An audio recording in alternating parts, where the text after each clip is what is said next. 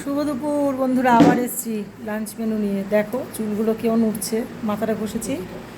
আর এই ফার্স্টে একটা মাছ ভাজি। আর এই যে আমাদের শান্তনু কুমার খেতে বসেছে। ঘড়িতে বাজে 3:30, এখন সবে ঘুম থেকে উঠলো। Sir morning. এখন শান্তনুবাবু খাবেন আমার পাশে বসে, আর আমিও খাচ্ছি। মা সবে দিয়ে যাবে এখন। আমাদের শান্তনু শুধু আজ মাছ দিয়ে ভাত খাবে, আর কিছু নেবে না বলেছে। এখনও মা কিছু দেয়নি, ওই জন্য শুধু শুধু মাছ খাচ্ছি। আজকেও আলু পটলের তরকারি হয়েছে, গোটা লঙ্কা আমার জন্য। আজকে হয়েছে চিংড়ি মাছ দিয়ে।